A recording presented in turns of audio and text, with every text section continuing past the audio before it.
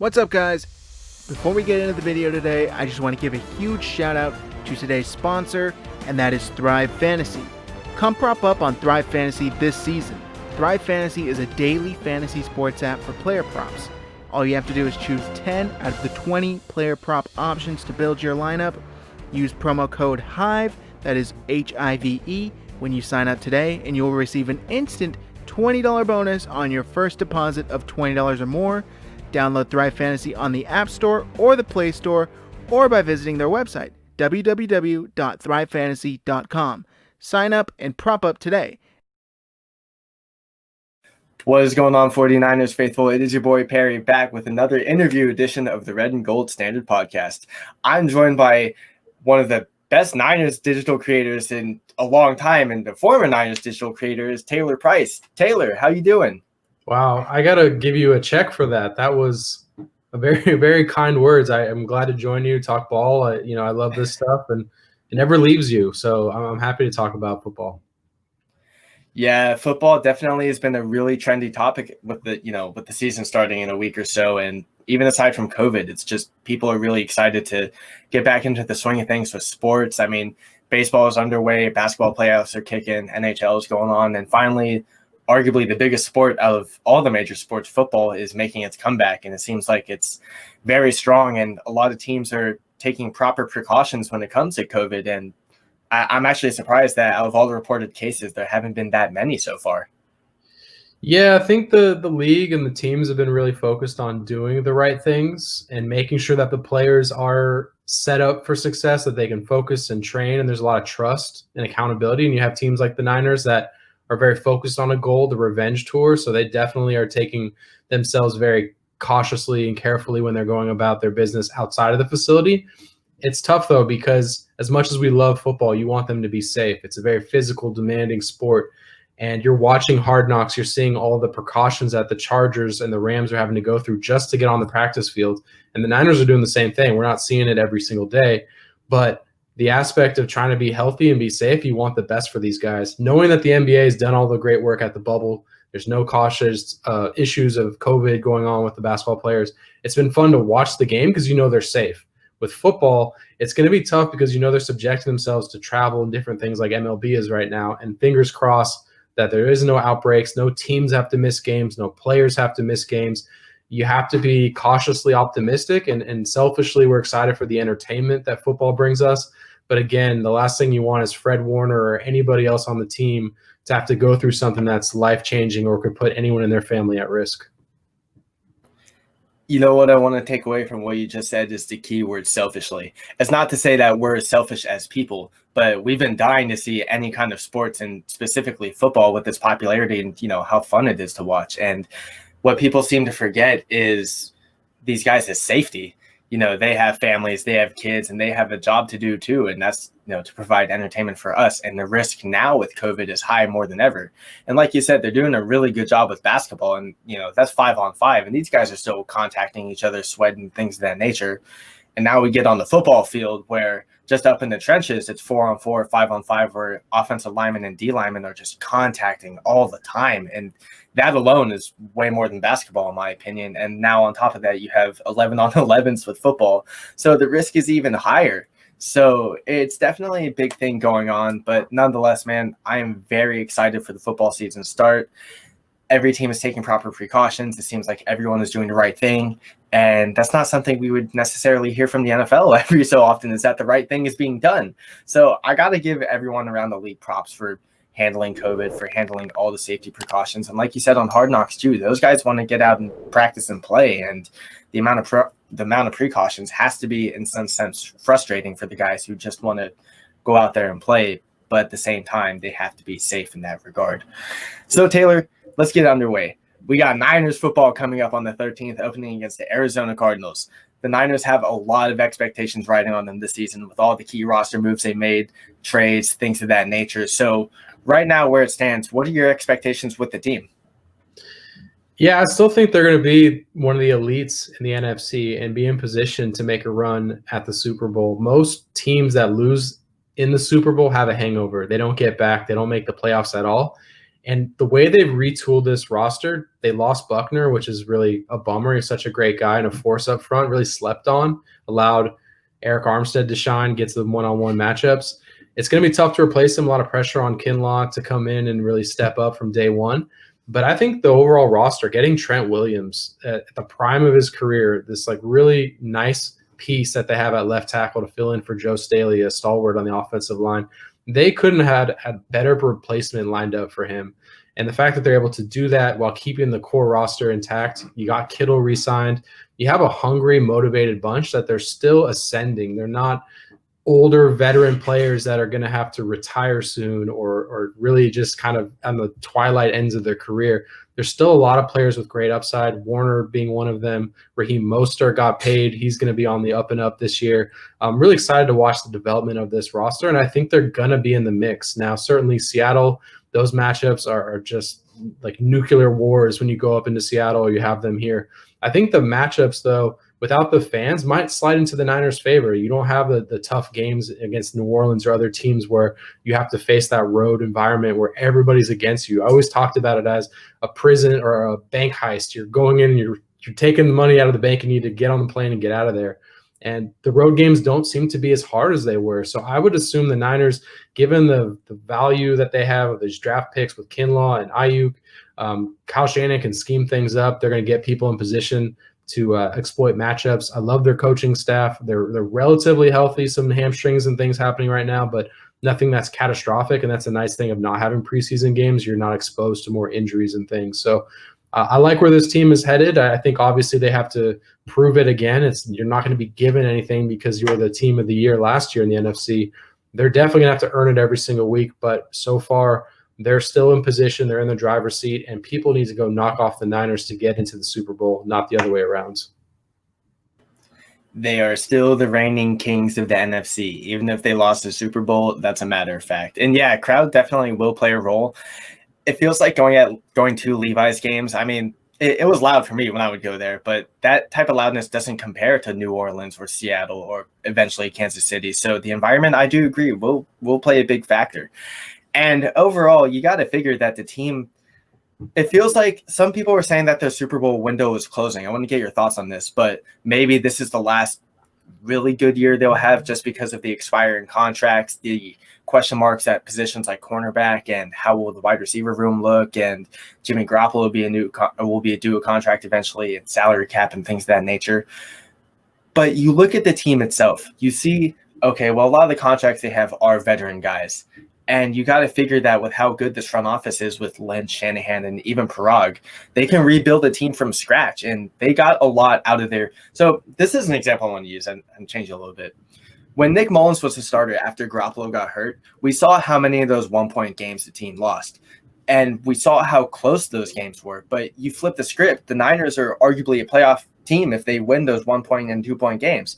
And they were doing that with guys who, quite frankly, half of them were fringe roster players at the time, and we didn't know what we were going to get out of them. And yet Shanahan is doing everything he can. Him and Salah are doing a fantastic job with Mullins and half the backups. And you look at what they did with a complete team now, you got to figure that the Super Bowl window won't necessarily be closing.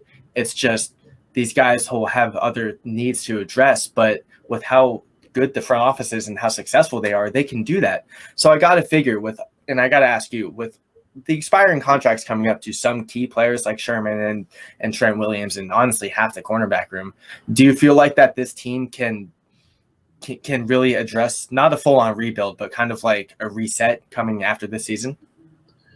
Yeah, I mean, if you look at any team that might be considered a dynasty or a perennial contender, what's the commonality? It's quarterback play. And we haven't said his name yet, but James Garoppolo is – if he's the guy, he's not owed any money next year. They can definitely part ways with him, which is kind of an ugly secret of this year. People aren't really talking about it too much.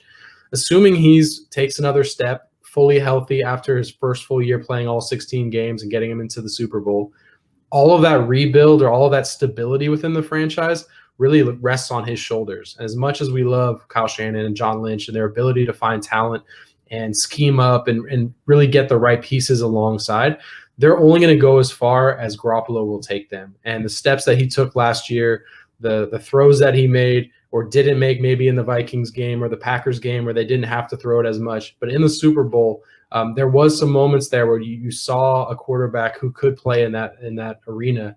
Certainly would like to have that throwback to Sanders and whatnot, but this is a player I think that the Niners' future really depends on. And this year, his performance will play a long factor in if they are able to get back into the playoffs, if they're able to withstand any departures or expiring contracts. So, same story, different year. It's all about quarterback play. And Garoppolo, people are sleeping on him at a league level, but he's going to have to really carry this offense. If you look at the wide receiver talent, it's subpar, kind of underrated, and hopefully Kittle. And I'm really excited about Reed at tight end. I think that's a nice pairing in the slot, and Trent Taylor coming back. So there's some nice options there. It's not necessarily your number one Odell Beckham wide receiver group, but Garoppolo is going to be the factor that allows them to be relevant for a long time. And if it's not him, he's not the guy. Kyle and them have to find their franchise quarterback, because the stability of the franchise is really tied to the quarterback. You look at Roethlisberger in Pittsburgh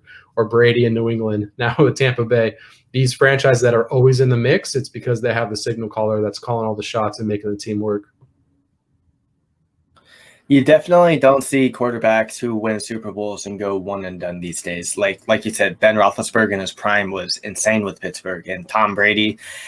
And I honestly can't think of any quarterbacks who went one and done in the Super Bowl outside of maybe Joe Flacco and Matt Hasselbeck in the early 2000s, if I'm correct. So it definitely takes a perennial contender, and that the guy, Garoppolo, has to be the guy if he wants to carry the team forward. And yeah, you're right. It is an ugly secret that they can let him go after this season and not lose anything. And you can only take Kyle Shanahan's offensive game planning so far as to, let's see how Jimmy Garoppolo can do, where, like you said, Garoppolo in the Super Bowl looked like he absolutely looked like he could be that guy for the Niners for the next 5 or 6 years. And then, albeit a questionable hit where people were saying, oh, maybe he's concussed, who knows, his head got rocked on that Sanders, throw, it whatever. But the point being is that he missed that throw, and you see that, and it's like, man, it could have gone a bunch of different directions. And obviously the opinions on Garoppolo would have changed moving forward. But like you said, it falls on the quarterback at the end of the day, regardless of who's calling plays. And even the best signal callers will struggle. And look at Andy Reid. Andy Reid made the best of any type of situation he had with any quarterback. And now he finally gets his big guy in Mahomes, and the world's on fire. But I got to ask you, though. So you brought up injuries a little bit. Kittle kind of has a small knack of injury history. Debo has the foot issue right now, and even though he's working himself back, same with Trent Taylor. Ayuk had that small hamstring, if I'm not mistaken. Do you kind of feel like with the ticky-tack injuries going on this year that the offense can almost feel boom or bust, or do you think that Shanahan can get that same kind of production he did last season? Yeah, I think to me the piece of the offense that really I'm most interested in is the interior of the offensive line. So you're unsure of who's at center, who's at guard. You have some stalwarts with Tomlinson and Williams there. So you have people that can play.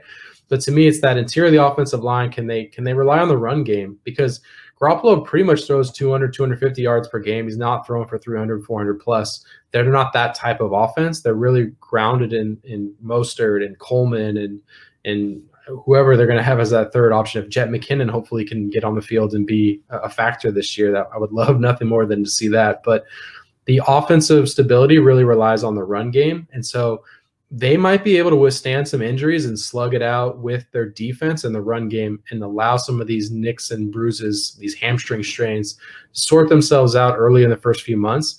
What you're really seeing is the lack of mini camps, OTAs.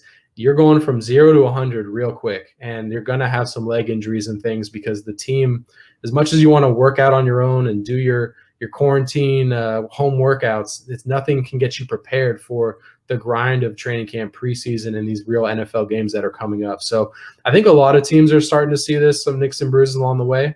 But for the Niners, their core formula is beat people up on defense and win in the trenches in the run game, and then allow to open things up over the top with Kittle and company. So to me, that's what I'm looking at, is that interior offensive line with Garland at center, I couldn't even tell you who the other guard is right now. Like, it's anonymous for me. I'm not the hardcore Niner that I used to be, but I know that there's question marks in the interior offensive line. Their tackles seem to be pretty solid, McGlinchey and Williams.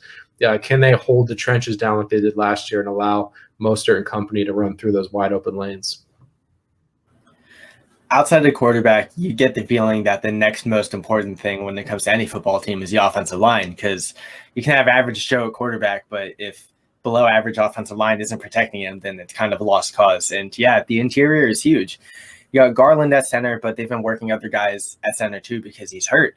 And then it feels like there's always ticky-tack injuries going on. And like you said, a lot of that has to do with the mini camp and, guys not getting the work in. And you kind of get the feeling too that that'll apply to the rookies. And that's why it was a shock to me when Shanahan earlier in the month was saying that Ayuk was coming along very quickly and he was adapting to the playbook really well. And this was without any of the main training camps going on and really any of the big practices. And we've heard in the past that for rookies, and Deebo Samuel has said this, that it's not easy to catch on to Shanahan's playbook right away just because it's so damn complicated. And that's a really good thing, though. That shows you how smart Shanahan is. But for someone like Ayuk to come along and get this playbook rather quickly, it shows a lot about his work ethic and his mentality. So I got to ask you, and it doesn't have to be Ayuk, but I want to hear your question. I had predicted that Raheem Mostert was going to be my breakout player for the Niners this year with, a nice contract under his belt. He's all bulked up. Who do you think is going to have that big it season, like that wow season for the Niners this year? Yeah, it's a great question. And I'd love to say Brandon Ayuk because I'm a proud Sun Devil. Gang, gang. I don't know if it's him just yet. The reason being, every team gets a stud first-round wide receiver come in, get 1,000 yards, and go to the Pro Bowl, but the Niners. For whatever reason, we had Crabtree and the holdout and all that, but we've never really hit on a first-round wide receiver since like T.O. So I would love for Brandon Ayuk to break the mold and be that guy for us, but I don't know just yet. So for me, I'm really fascinated by Jordan Reed, just watching him run routes on the footage I've seen. I know it's going to compete with Kittle and Kittle's targets and touches, but Reed to me feels like a real X factor on this squad and can win his matchups and create some mismatch opportunities. If Jamal Adams is shadowing George Kittle all over the field, who's shadowing Jordan Reed? So that to me is another red zone target, another difference maker on third down. As long as he stays healthy, no concussion problems. That to me is the guy that I'm really excited about watching this year. And given how Kyle's been great with tight ends, and it's unfortunate for Ross Dwelly and maybe some of the other pass catchers like Trent Taylor, but Jordan Reed is going to win his matchups, and he was highly productive with Washington back in the day. So assuming for me, that's my under the radar X factor. I think he's a real great chess piece. This offense has not really had multiple tight ends to this caliber ever before. And just imagine what Kyle can do with these elite players at his disposal.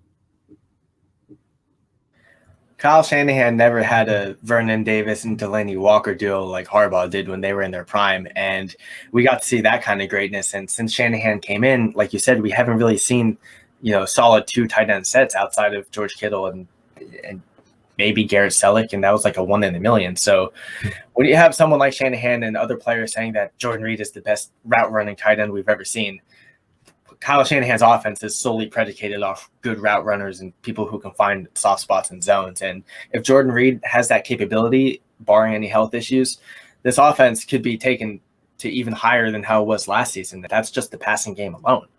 So kind of switching subjects a little bit, I kind of feel like not that many people are talking about this, but Javon Kinlaw, he got drafted in the middle round and we had to trade Buckner to get the pick and get Kinlaw. Obviously, it's kind of a stretch to compare Kinlaw's pick to Solomon Thomas, where Thomas was the third overall pick. But with the word that Kinlaw has been kind of struggling in camp this year because he really only has one pass rush move, the bull rush, do you feel like that Kinlaw is going to kind of garner those starting reps right away because he's a first-round pick, or do you think he's solely just kind of going to fit into the rotation to start with? Yeah, it's tough because certainly if you draft CeeDee Lamb or Judy or one of these wide receivers there at 13, the Niners have a face or recognizable player that they can see production from. And a defensive tackle, it's really hard to get the glory. You might just be commanding 2 blockers so that the person next to you can make the play, or you are getting a tackle for loss or a tackle for 2-yard gain. And that doesn't really stand out on a stat sheet that you stuffed the run and you made a tackle for a minimal gain. So he's at a disadvantage based on the position itself. It's really hard to stand out as an interior defensive lineman unless you're Aaron Donald, DeForest Buckner, or Armstead, who makes a lot of plays on the outside too. So my expectation is that Kinlaw's going to probably underwhelm, just given that most defensive tackles don't get a lot of headlines, don't stand out, don't have a signature sack dance, he's not outspoken. He's a pretty quiet guy based on what you've seen in the media.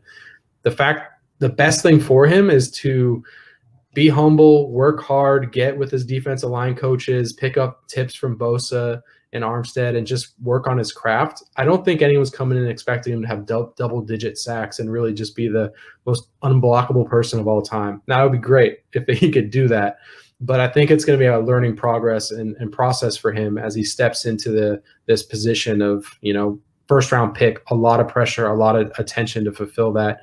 To me, I just think defensive lineman, unless you're in the top 10, it's really hard to make be famous or be a real standout player. So I'm hopeful and optimistic that he can contribute and learn, but I don't think without that training camp, without that OTAs where you're learning your technique or working on counter pass rush moves, you're going to have to see that development happen later into the year like you would have saw it if it had training camp, a full training camp, preseason games to work on his reps against other teams, practices with other teams, things like that. So probably a bit more delayed in his development, where a wide receiver can run routes all day and play catch and really shine. So some of those trench warfare techniques, you might not see him develop as fast as a wide receiver who gets to work on his craft much more regularly.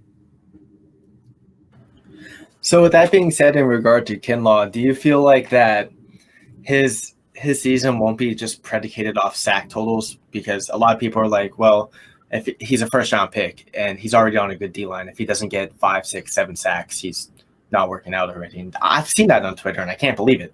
But, that's social media. So you got to figure, do you think that his success this season will be more about his development into becoming a D tackle, or do you think the expectations of him just putting up those stats that everyone sees is more important? Yeah, I think for the most part, it's getting in the starting lineup, being healthy on the field, 16 games, 16 starts. Certainly, you don't want to be on the field for 16 games and have no stats to show for it. But a big part of earning it as a first-round pick is being counted on and being in the starting lineup and being your snap count, being on the field 70% or on base downs or whatever that is. So if he's not cracking the first team reps or he's struggling to get on the field, that's when you start to get in the Solomon Thomas territory of he's not even good enough to run with the ones. He's not even staying on the field, and when he's on the field, he's not producing. So first stage of Kinlaw's career is, can you stay on the field with the ones, hold down that position, and then go from there in terms of development of stats, stacks, sacks, etc. I think right now there's a lot of pressure on him, but the first thing he needs to do is earn his way into that first team unit. This isn't a defense that was 7-9 or out of the playoffs. This is a Super Bowl level defense. So the fact that he's even able to be a starter on that defense is an accomplishment in itself, and we got to recognize that. But once you are part of that first huddle that breaks on September 13th against Arizona, you got to come to play and produce. Otherwise, they're going to take you out and put in Ronald Blair or somebody else on that defense line to fill in for you. So step one, get those reps. Step two, start to get that production and get that experience, but he has to earn it first. And what you said about the Cardinals actually kind of leads me into my last big question before I get into the most important question at the very end. So we obviously saw the Niners and Seahawks in their heyday. That was one of the biggest rivalries all around football. After watching them play the Cardinals last season, and yeah, the Niners beat the Cardinals both times, but man, the Cardinals were stingy. Both games at some points felt really a lot closer than they should have. With the development of the Cardinals making very good roster moves, like going after Hopkins and drafting Isaiah Simmons and the development of Kyler Murray, do you kind of feel like that the Cardinals and Niners could be that next big rivalry in the NFC with Seattle's eventual downfall coming, or do you feel like it's going to be another big game. As much as I'd love to agree with you on Seattle's downfall, they're retooling every year, and Russell Wilson's not going anywhere. He's still in the prime of his career, so I don't want to sleep on them. Maybe the Rams might step back this year. Watch them in Hard Knocks. They don't have a ton of weapons on offense like they used to. But yeah, I think Arizona's on the come up, no doubt about that. And what the issue is for the Niners in week 1 is Kyler Murray. He was pretty special against them at home last year. The road game was a little earlier. Maybe it wasn't as fully developed then, but he's definitely come a long way. And I could imagine with Hopkins, he's got someone he can just throw 50-50 balls up to and can definitely make plays. The Niners cornerbacks are pretty suspect in my opinion. Sherman is a solid player, but we saw in the Super Bowl, you can get behind him down the field. So speed is definitely a threat against this Niners team, especially at quarterback. If you look at the quarterbacks that gave them fits, it was Murray, it was Mahomes, it was guys who can get outside the pocket and that weren't statues. If you stand in the pocket all day, Bosa will crash in and bring you down. But if you can get around the edge and make plays on the run, that's going to extend the play and force this defense to cover longer than they want to. And so that to me is a real key for that matchup against Murray is can they contain him and keep him in the pocket? From there, he's a little bit undersized. He might not have the ability to throw over the top of the line. But if he gets on the outside and can run and make plays with his legs, that's a tougher task for the linebackers and the safeties like Tart and Ward. So yeah, I think it's going to be a great rivalry. It's always excited to see the Niners best on best. You don't want to see them go up against backup quarterbacks or slugs. It makes the games much more fascinating when you have like real competition every week in the division. Taylor, that was a perfect answer. Thank you so much for your time regarding this interview. And I got the last biggest question for you before I hand you off. If you were to get in a full football field sprint with any of the offensive linemen, let's say, okay, I'm gonna give you the benefit of the doubt. I'm gonna give you Trent Williams. If you had to do a full football field sprint with Trent Williams to see who gets there first, who's winning? I thought for a second you were going to say fit Joe Staley because Joe has lost about 50 plus pounds already in like a day. So if it's fit Joe Staley, I have no chance. Trent Williams, though, is huge, but also I don't know his 40 time, but I'm assuming it's probably 5 or about 5.0, if not 4.9. That cat is an elite athlete, so I would give him the nod. Selfishly, though, I've been more active and running and working out during this quarantine because there's nothing else to do. So I don't think I'm going to get smoked. I think it'll be competitive. Maybe me at the Niners when I was eating all that junk food that they were serving the players, I probably wouldn't have been able to run as fast. But hey, if Trent Williams wants to line up, like let's do this. I'm down anytime. Does that mean you're ready for a team tryout? Yeah, I mean I'm getting right. So if they need a third, fourth string goal line, H-back, Kyle Juszczyk, put me on the outside. Let me just run like one out route. I can do that. Taylor, let us know where we can find you on Twitter. Yeah, I'm still holding it down at Taylor Price, and I got my podcast, Taylor Price Talk. Every once in a while, get on there, talk Niners, talk sports, anything that interests me. So appreciate everyone that's still following along after my 49ers media career wrapped up. Taylor, thank you so much for your time. This was a fantastic interview. And, hey, we'll get back to you again once the Niners season kicks off because we'll have even more to talk about compared to now, man. Football is just right around the corner, and I honestly can't wait. Yeah, absolutely. Appreciate it. Thanks, Taylor.